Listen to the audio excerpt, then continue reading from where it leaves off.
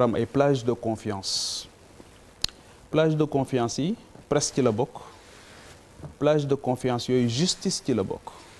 ndax dañuy wax ne fa la mbaxane war a doone benn mais c'est un idéal c'est-à-dire que loo xamante ni la mbébét bu rëy la boo xamante ni dañu ko am war a dox ay jéego yu dëgër jëm ci mais c'est pas quelque chose qui est acquis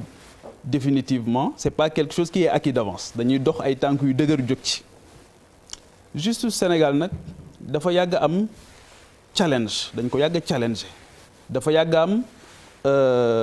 fu ñu koy xaar jamono bu nekk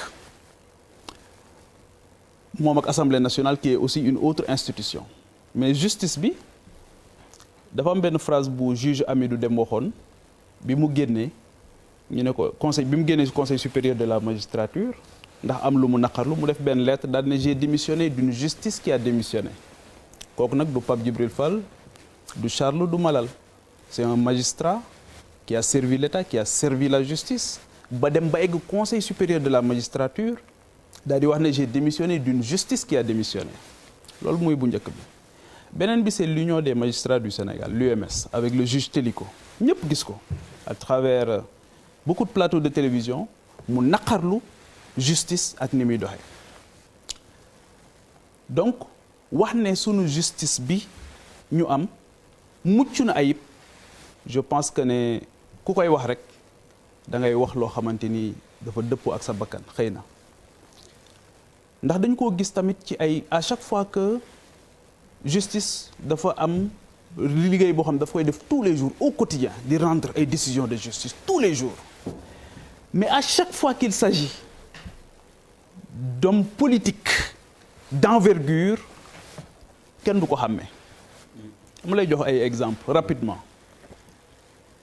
muy moom ak Assemblée nationale boo xoolee 1962 ce qui s'est passé l'Assemblée nationale était en cause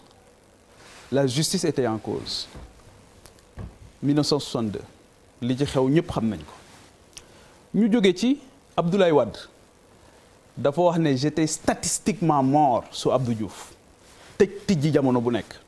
ba l'affaire Sey maître Sey bi mu amee on n'a pas cherché du côté du pouvoir on a cherché du côté de l'opposition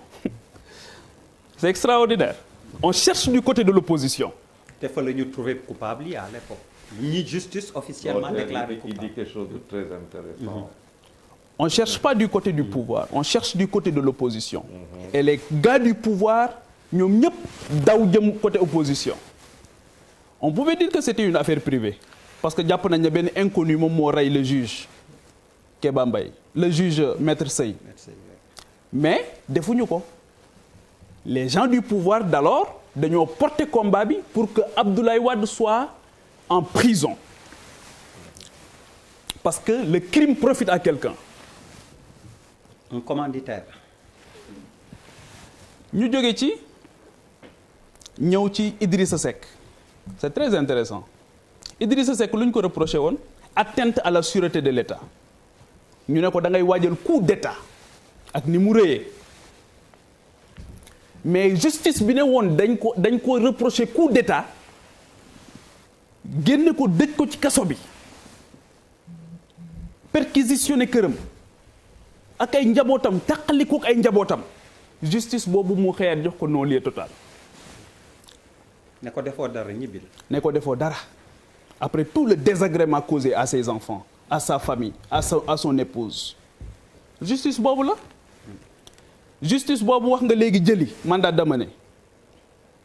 ba fii may wax ak yow kenn xamul les conditions dans lesquelles Khadim Bousso à l'époque a été tué à Touba et décédé kenn xamul ba fii may wax ak yow kenn xamul on se rappelle de l'affaire Khadim Bousso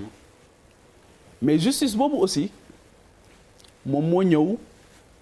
génne liste 25 personnes ne leen kat yéen da ngeen luubal xaalis bu ngeen moomul boo xamante ni moomu leen ko 25 personnes magistrat bi nga xamante ni moom lañ dénkoon liggéey boobu juge Aliou Ndao en plein conseil en plein séance la ñu ko dàq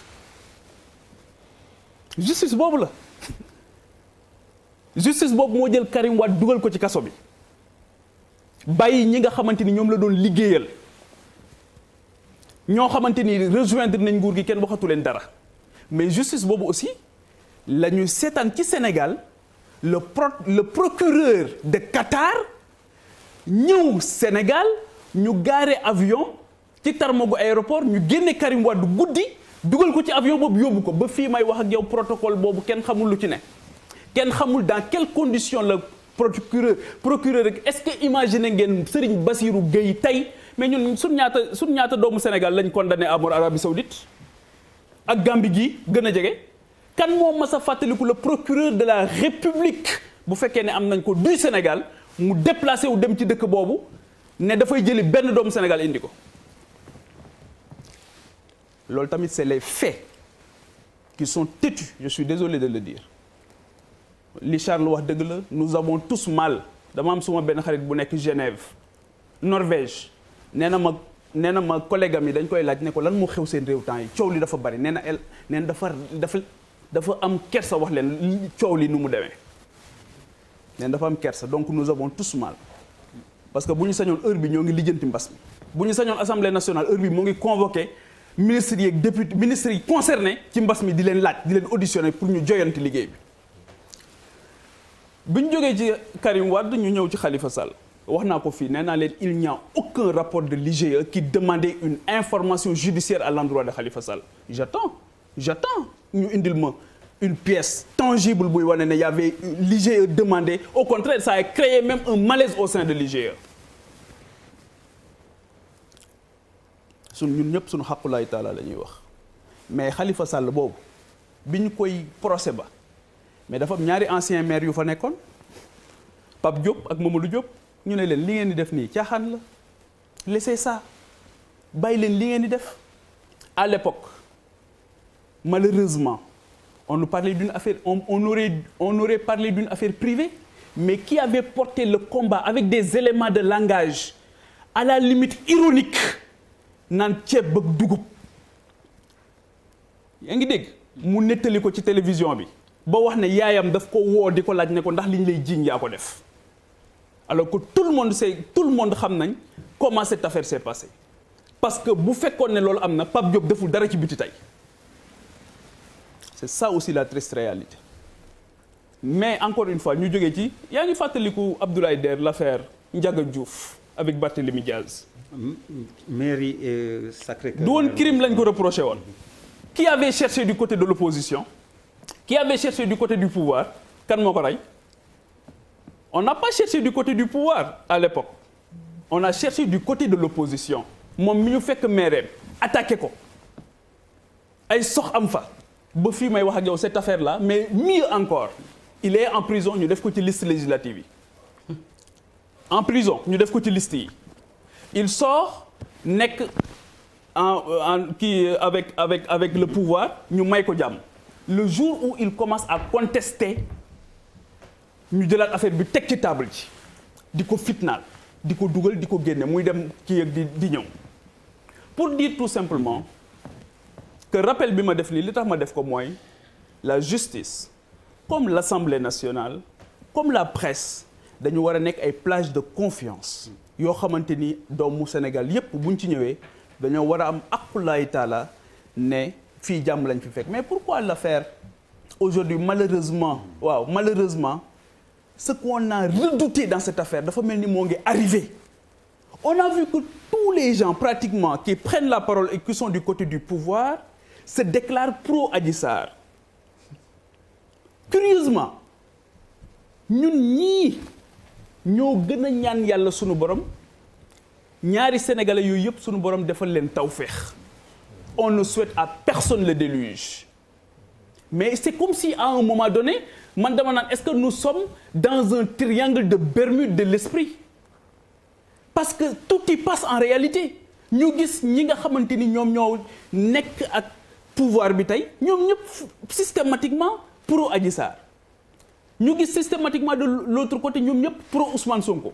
mais man où sont ceux qui se battent finalement pour le Sénégal pour la justice la vérité. non nga pose question rek nga baal pro kan qui se battent finalement pour le Sénégal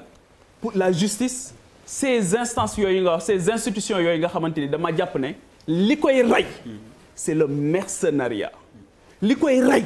mooy ñi nga xamante ni ils n'ont rendez-vous qu'avec l'intérêt personnel et non l'intérêt général mais man ce que je demande dans cette affaire c'est que ñi nga xamante ni ñoom ñooy rendre tey jii damaa gis photo yu bari statut yu bari image yu bari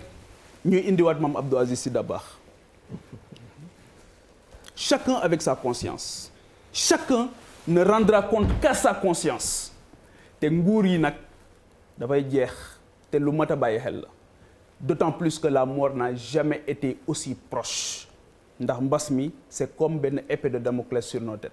Bouba bismillah. man nga ma ñàkk posé ko benn question. dafa wax Sénégal yi. Bouba après yow.